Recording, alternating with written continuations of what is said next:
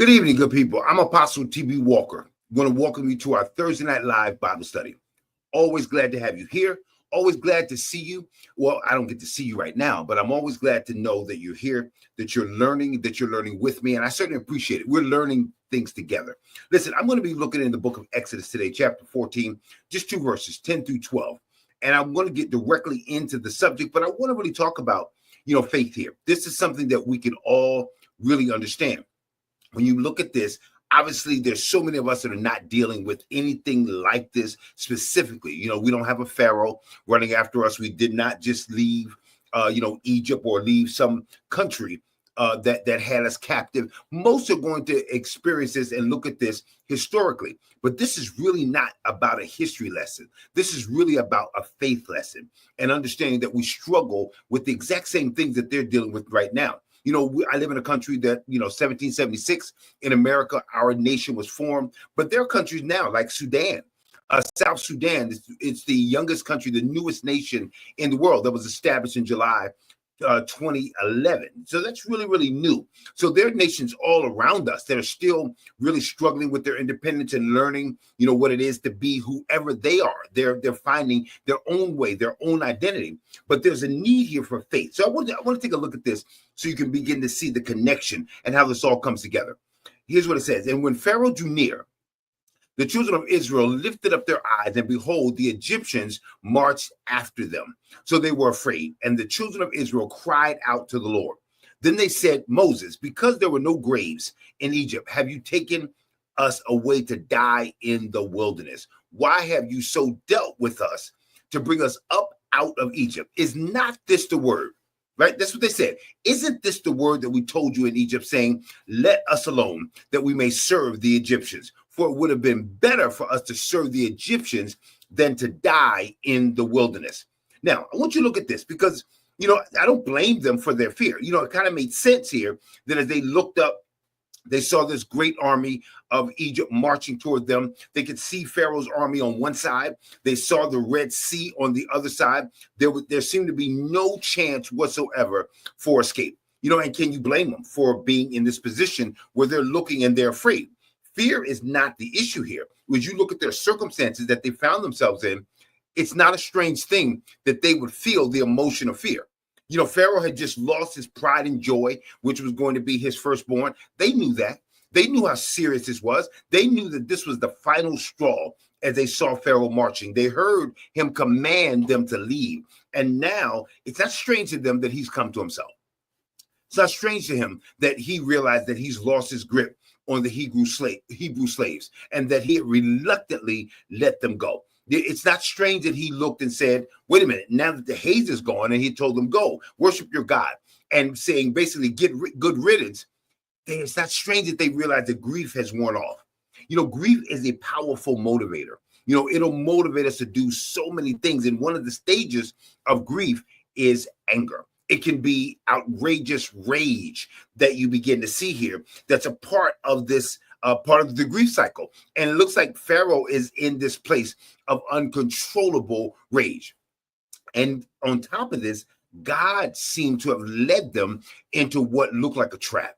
When they were away from Egypt, and now Moses tells them, turn around and go back this way. And they did it out of obedience to Moses. They did exactly what he said. But now they look up and they say, wait a minute, was this the wrong decision? Should we even have trusted this man in any way? He's put us in a place where there's absolutely no way of escape, right? Except the way that they came. And if we could get back to the way that we came, that'll be great. But they can't even go back that way because Pharaoh has now blocked the way that they have come. So humanly speaking, they are overcome with fear. They are unarmed. They are encumbered in the wilderness, so to speak. They're trapped where they are. And how could they make any kind of resistance against this mighty army? And this is scary. When we look at this, we don't have to play faith dynamo here. We oftentimes look and say, I'm not afraid of anything. If God be for me, who can be against me? But there are natural things that happen to us. Fear is a natural emotion. It doesn't mean that fear is something that's always bad. Fear is a good thing in certain cases that helps you to live. There's some things you need to be afraid of, right? There's these pack of wild dogs that are coming in your direction. Fear is not something that you don't need to stand there and say, hey, I'm gonna just believe in God. I'm just gonna walk through these wild dogs and nothing's gonna happen to me because I've got the Spirit of the Lord with me. No, fear might tell you climb a fence, get up a tree, go the other way. There's lots of things that are good here about fear, but then there's a fear that God said there's a spirit of fear that's dramatically different than from the emotion of fear. And a spirit of fear comes when you are on a mission from God. A spirit of fear comes to stop you from doing what God has told you to do. And so it's scary for them right now because there's nothing that they have, there's no option that they can see other than one option, and that's doing the impossible. The only option is going through the sea. They can't imagine going through the sea.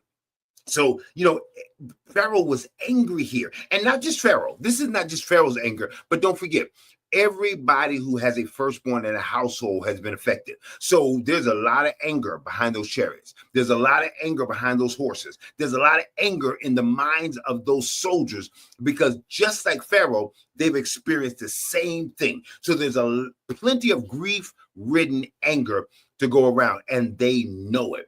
And so the Egyptians here, had already released them, but it didn't mean they wanted to do it. They did it in some ways under duress. So now that they've taken this detour and they are back in this place, they are struggling. They're caught between a rock and a hard place, and they feel trapped by their circumstances. And listen, there are many people out here right now who understand what that is. I feel trapped on every single side. I'm looking around and I see no way out whatsoever. And I don't think I can win this battle. So what do? They cried unto the Lord. It says the children of Israel cried unto God. This is music to his ears. This is exactly what they're supposed to do. When you get into trouble like this, when there's no way out, the only option for those who are faith people, believers, is to cry out unto God. And they did just that. They were in fear for their lives, and they began to do what was the right thing. They cried out to God. He is their refuge, their ever-present help in a time of trouble, and they are truly in trouble. So they're panicking here, but they're also praying here. So in the panic, they looked at their circumstances, and they cried out to the Lord. And so the Bible tells us here, the righteous cry out, and the Lord hears them and delivers them from their troubles. That's great. That's the scripture, right? That's what it says. But then something different happens. Something strange happens. Then they said to Moses, because there are no graves in Egypt, have you taken us away to die in the wilderness? Why have you dealt with us this way to bring us up out of Egypt? Now, listen, the fear of the unknown is big, but there's also an exposure here that they really don't have faith in God's plan. They now have learned about God, and they may trust God to a certain extent, but they don't like his plan. And listen, when this happens, you begin to see some manifestations that will show you something, somewhat of a double-minded method. In their fear, they cry out to God, and that makes sense.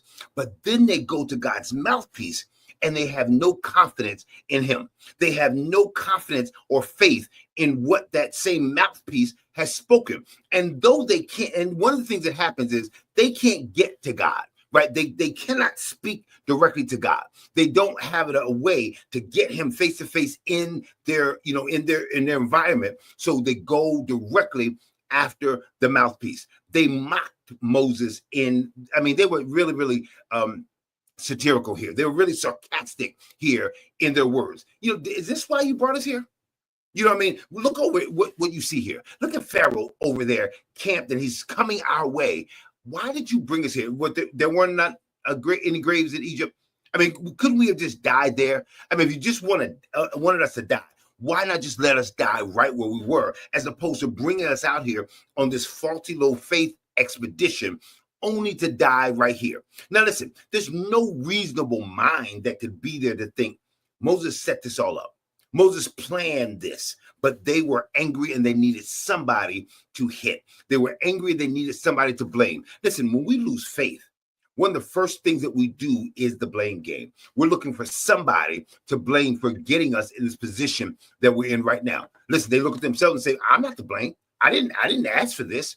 I didn't ask you to do this. You interrupted our our happy slavery to talk about liberty. We weren't even thinking about freedom. And then you interrupt us and begin to get us salivating after the possibility that we could be free, only to let us down right now. They cried out to God, but they took their frustrations out on Moses. They had fear. They had anxiety, and so they put all of that on Moses. They had a cloud by day and a pillar of fire by night, but they did not blame the pillar of fire. They did not blame the cloud that led them to this very same spot. Listen, we struggle sometimes and blame people, for things that God has done. And we do it out of our own sense of religion, if you will. I don't want to blame God. But listen, the truth is, as they cried out to God, some of that was fake. We cry out to God and we say certain things that we just learned over time. We say certain things that we got from Sunday school. We say things that we think are right to say in our heart. Right? I'm gonna speak faith, but I'm really mad at mom over here. I'm gonna speak faith, but I'm gonna blame dad for what happened to me. And so we speak this double-minded message. We give this double-minded message. God, I trust you, but I don't trust him. And God said, listen, I sent him. Believe in God, and so shall you prosper. But believe in his prophets. Listen, believe in God, and so shall you be established. But believe in God, believe in his prophets, and so shall you prosper. Listen, God is establishing you, but the prosperity, the actually coming into the land, God says, you got to trust those that I've sent to you. You are established by God. They were a people that were established by God. You believe in God, so shall you be established. But believe in my prophets, and so shall you prosper. If you listen to the man of God that I sent to you, you're going to prosper in your way. In other words, you're going to enter in. There's a promise of life. There's a promise of prosperity. There's a promise of survival. There's a promise of making it. All of that's connected to trusting the methodology that God is using to bring you out, right? I want you to get this. Sometimes we look and say, I want to get out, but I don't want to get out this way. I want to survive, but this is not the lifeboat that I think will actually keep me up. I'm seeing some holes in the boat, so I'm not trusting. And God said, I sent you that boat. I know the boat that you need. I know exactly what you need. Just because you don't understand it, because it doesn't make any sense to you, we struggle because we want things that make sense to us. If I can see it, if I can understand it, then I can do it. And God is saying, listen, trusting me doesn't mean you understand everything I'm doing. Having faith in me doesn't mean you actually agree with everything that I'm doing. You must know that God is true and let every man be a liar. You have to know that your faith does not mean that your knowledge has increased. Your faith in God doesn't make you God. The fact that you now trust God means that you got to give it over to God. I don't know how we're going to win this battle. That doesn't mean anything. I'm not sure how I'm going to get through this. That doesn't stop anything. That's not a precursor to failure, nor is it a part of the ingredient for a victory. Your knowledge has nothing to do with what God knows or what God is going to do. You don't have to know. You don't have to be able to put the piece together in your mind. What you have to know and what you must remember are the victories you had in the past. We don't get into this walking blindly. God is not looking for blind faith. God is looking for people that in the midst of anxiety and fear can remember. That's the gift that God is giving. Can you remember when you've been in this trouble before? Can you remember how you got here? Can you remember how inconceivable it seemed that a king would let you go? Can you imagine and can you remember that there was a time when it seemed impossible that you'd ever leave Egypt? When you gave up on ever being free, God never stopped moving you in the direction of liberty. So when you look at this, Moses had done nothing or said nothing to support any of these accusations. Everybody wants to be a leader. Better remember this. But the children of Israel still thought that way. That was in their minds. As trouble came, they were looking for a punching bag. And Moses was right there. He was the punching bag. But they forgot that Moses' boss was listening. Did they think that God somehow had just abdicated his position, that he somehow stopped listening to what was going on, that he didn't know what was actually happening? No, he knew what was happening. So when they were there, they were shouting blame at Moses, but they were not blaming Moses. The truth of the matter is, God said, listen, if it's not you, don't take this personal, Moses. It's not you. It's me that they're after. It's me that they're angry with. It's me that they're blaming. And listen, I want you to get something here. Fear and anxiety can cause us to respond in ways that truly show us and other people around us how much we really believe God. Sometimes, fear and anxiety is a purifier, because everybody talks to talk. When you're in church, everybody talks to talk when the music is playing. Everybody talks to talk when the preacher's preaching. Hallelujah.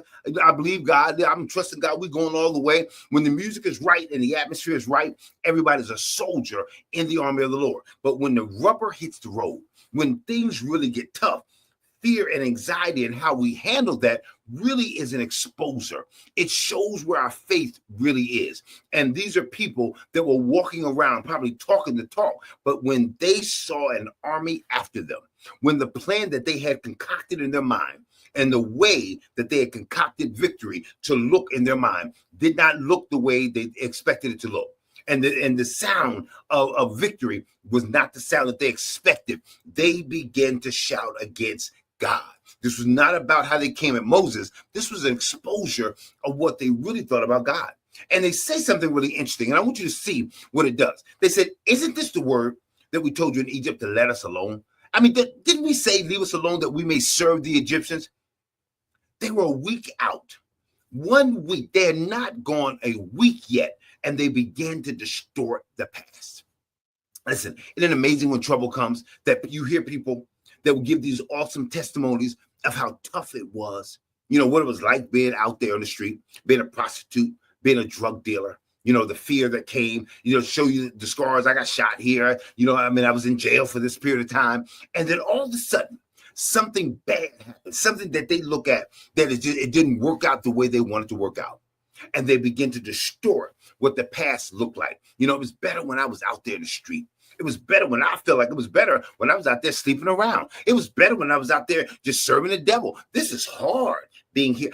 It's harder being free. Isn't it amazing how the enemy begins to give you a whole new view that we so easily just eat up? The enemy begins to cause us to look at our lives through this crazy lens that no longer allows us to see the future, but it begins to reinvent the past. It begins to rekindle fires that were never really bright at all and make them look brighter than they are. We become revisionist historians where we begin to change and revise what was actually already there.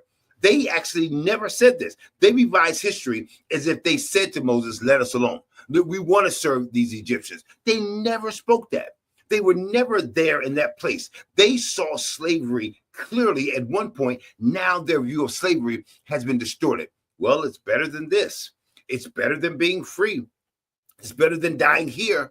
They didn't want to die there. They didn't want to die even in the wilderness. They didn't want to die. They wanted to live. When the angel of death was coming there, they put the blood on the doorpost. You know why? Because they didn't want to die. They wanted to live. But now that they're struggling and they're not dead, but the possibility is there, they can no longer see a way out. They can no longer imagine a way out. Listen, here's what they said. It would have been better for us to serve the Egyptians than that we should die in the wilderness. Listen, when they begin to see this trouble, they start wishing to be slaves again. I want you to see how amazing fear is. I want you to see how powerful anxiety is. It made them wish to be in bondage again. Isn't that amazing? Listen, they didn't choose freedom. They never once opted for freedom. They never chose. It'd be better to die free than to die a slave. They never chose that.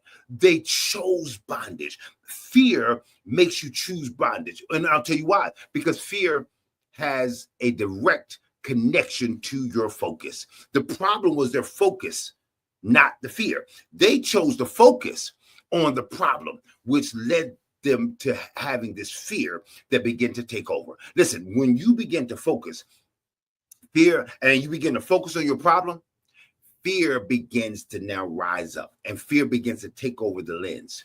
Fear begins to take over the camera, right? And it begins to say, here's what we're going to look at now.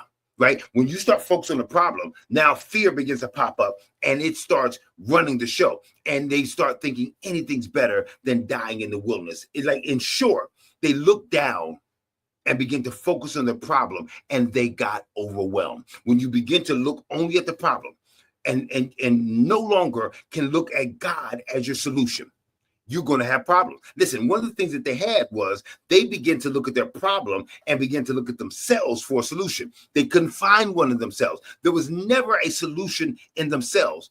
But fear is major here because it targets faith. When fear begins to take over, it's going to go after faith as the first target. The first thing it wants to do is to knock out your hope. The first thing that fear wants to do is to remove any possibility, any imagination. Listen, fear will impact your imagination. One of the ways that you go to sleep sometimes is that you can imagine your way out. You can imagine God blessing you. You can imagine God taking you through. You can imagine God bringing you out. But when fear takes over, it now begins to control your imagination. Not only does it take over your focus. No, don't start thinking like that because that's foolish. Don't start thinking you can come out because that's dumb. Don't start thinking you'll be the first one to do it because nobody ever has, and why you, right? So fear takes over that. And then fear takes over your imagination. It begins to say, and don't even start conjuring up ideas of victory. I don't even want you dreaming about coming out. Stop talking to people like it may happen because you know it won't. Don't kid yourself. It begins to now act as a protector of you, right? Fear comes in and says, hey man, I love you. I don't want you to be disappointed. So don't even start thinking it can happen. Hey man, I care about you. And I know your heart's going to be broken if this thing really doesn't happen the way you want it to happen. So I'm not going to let you get out there and get disappointed. Listen, let's stop thinking that it might happen for us. Let's stop thinking you may be the first in your bloodline. Let's stop thinking that they may overlook it like God said. Don't even start imagining some stupid stuff like, they may decide on you that you may get the job. Don't even start doing that. Because if you don't get the job, aren't you going to be hurt? And you've been hurt before by the same stupid imagination. And listen, if they don't give you the promotion, you're going to be broken. And I don't want to see you like that anymore. So what we need to do, we need to start focusing on staying right where we are.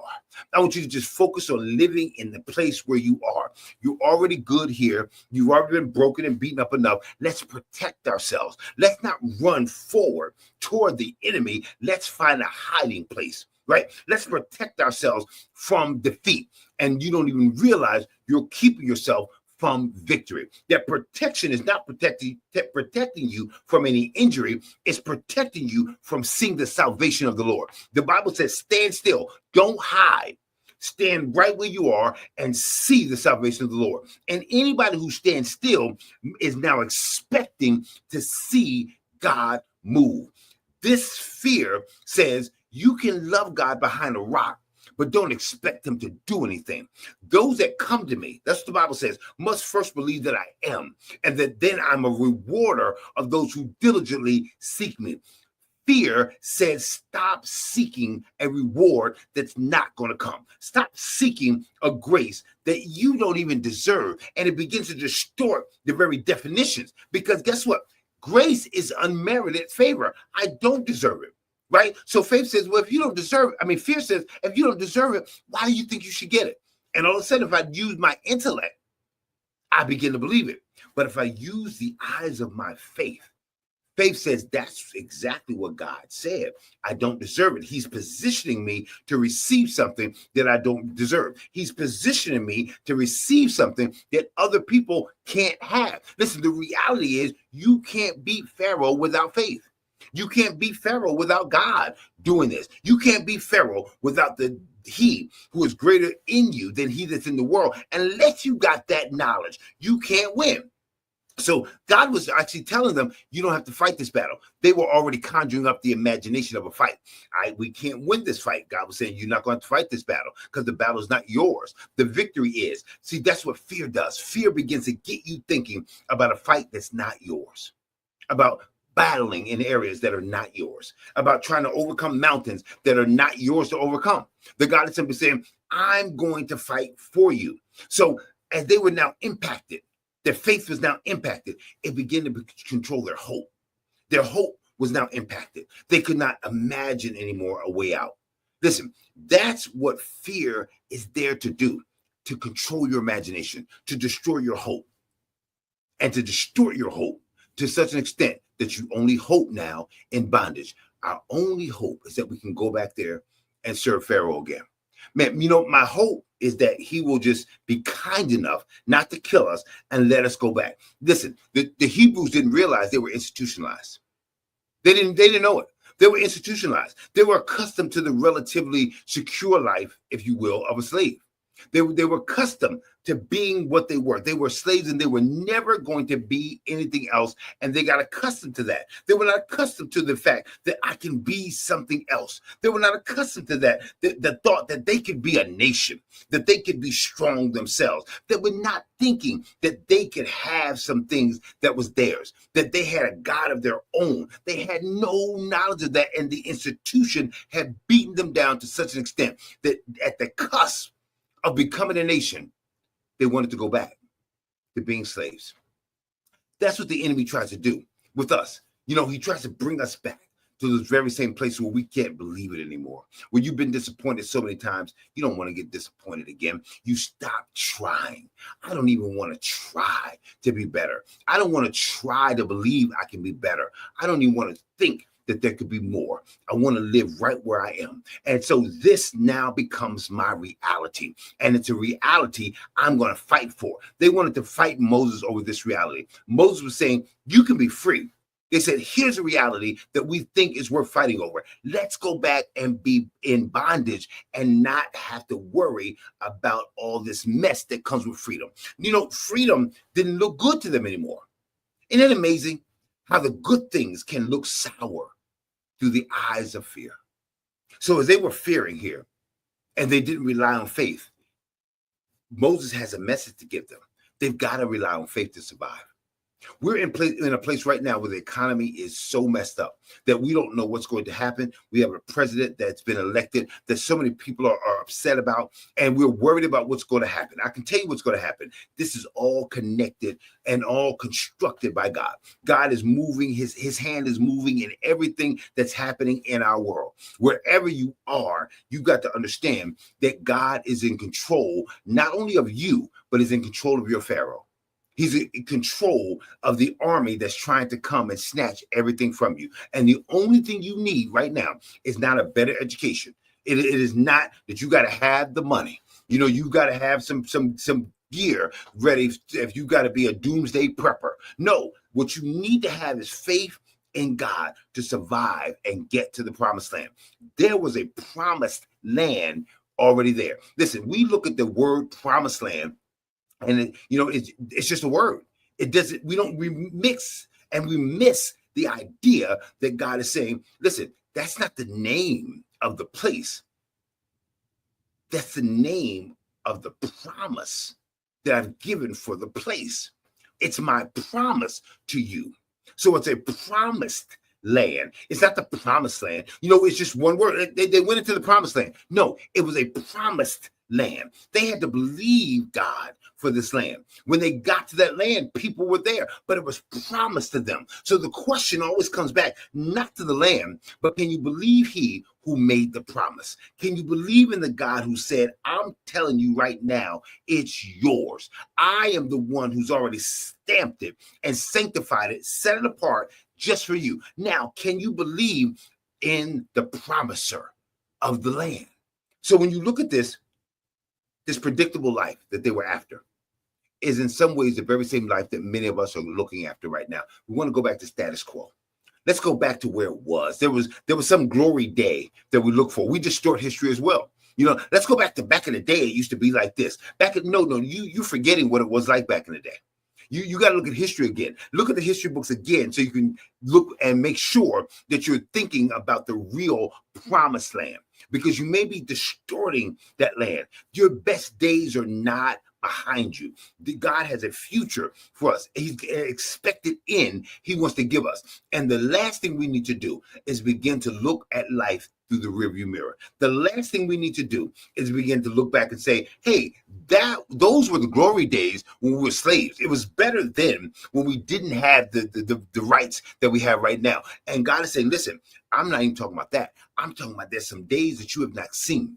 There's some things that are going to happen that are going to just blow your mind. You're going to be blessed beyond measure if you can stop looking at Pharaoh, if you can take your eyes off the political system, if you can stop looking at the goings on in this world and allow me to transform you. Listen, if you look at the world long enough, you will be conformed into the world. And God says, listen, do not be conformed to this world, but be transformed by the renewing of your mind. What was God doing in this wilderness? Well, I can tell you something. He was renewing their mind. They didn't know it. They thought he was bringing them out there to frighten them out of their shoes. They didn't know it. They thought that maybe he was punishing them for some reason. And God says, I'm changing your mind. Why? Because you're going into a promised land. And I can't have a slavish mind into a free land. I need free people. And free people get released first in the mind. Listen, I mean, you get free before the shackles come off. You get free before Pharaoh decides to let you go. The freedom is, God, I see myself as you see me. I see the new me in the reflection that you've shown me. You show me myself, and now I've got to believe it. You've given me a new way of thinking, and now I've got to just adopt it. And the children of Israel will beginning to now see. Then they can't see yet, but they're going to see this new mindset. If I be for you, who can be against you? You don't have to be the biggest. You don't have to be the baddest. You don't have to be the well-known. You don't have to be the wealthiest. But God before me. Man, who could be against me? Who can stand against me? I'm no longer looking like a general normally looks and says, let me count my troops. If God before me, who can be against me? I'm not dealing with this like an economist, because that's about, what assets I have and, what expenses I have and, all of those things that are good, projections. No, I don't have to deal with that. What comes down to this, what it comes down to is one thing. If God be for me, who can be against me? Listen, I want you to receive that this evening, because that's really what's going on. God is allowing, you can see your Pharaoh now. Some of you guys are dealing with bills. Some of us are dealing with all kinds of insurmountable situations. There may be legal situations, political situations. There may be just personal situations in your life. And we're looking and saying, God, all these things are coming to chase me down. They're bringing depression on me. And God said, listen, stand still. And I want you to see the salvation. Don't look at Pharaoh. When I say stand still and see the salvation of the Lord, I'm not saying see your enemy.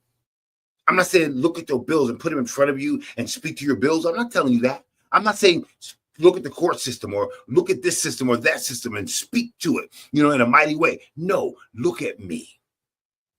Keep your eyes on me, because that's where you'll get your perfect peace. To do what? Don't we have to fight? Aren't you going to teach me how to fight? Aren't you going to teach me how to be better with my money? Aren't you going to teach me how to be a better citizen? Aren't you going to teach me? No, what I'm going to teach you is that you need to stand still and watch me do what you do not deserve me doing, but I've determined to do before the foundation of the world. I determined to bless you before you ever got here. I determined you were going to live and not die before you ever got here. I determined you were going to be a winner and not a loser before you ever got here. And so just because it's, 10-0, and you got to 0, and it's only one inning left, you think it's impossible to get 10 runs in one inning. Because you're 3 touchdowns down, you think in 30 seconds it's impossible to get 3 touchdowns. I get it. You've never seen it before.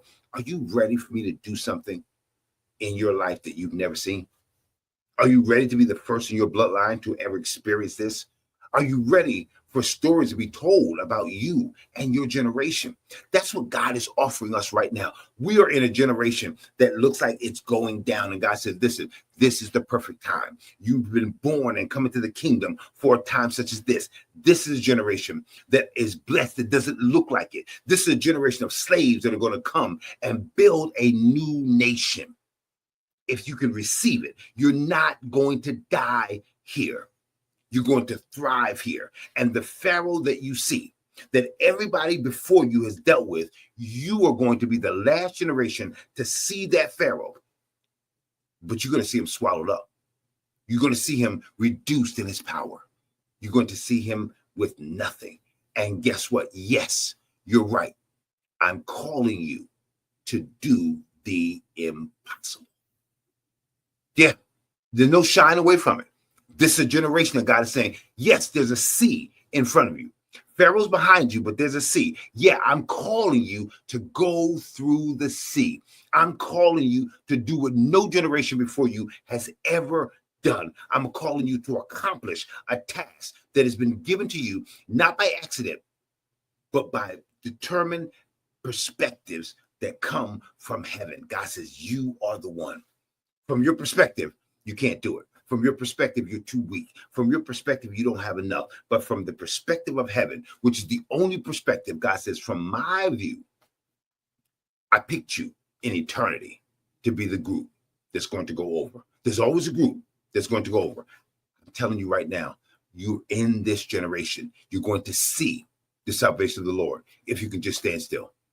Listen, we're at the end of our Bible study. I hope that you receive what's being said today. I was so excited about it. I hope I didn't get it out too fast, but I want you to begin to see what God is doing in this time. We're living in such turmoil, and there's a generation that's being raised up in the turmoil that has never been seen, was not expected. Nobody thought it would be you, but it is. This is the time. Get ready for God to do some dynamic things. Don't worry about being surrounded. You're supposed to be. Don't worry about being outnumbered. You're supposed to be. Don't worry about being outgunned. You're supposed to be. This battle is not by guns. This battle is not by numbers. This battle is by his spirit. And God says, by my spirit, saith the Lord, I will destroy everything that's trying to destroy you. And I will, because of my promise, bring you into the land. Listen, not by your faith, though. Not because of you. You're getting in there because God says, I promise you're going to enter the land because it's a promised land. And I never break a promise. You're going to receive it. And I hope you do. Listen, have an awesome rest of your Thursday. God bless you.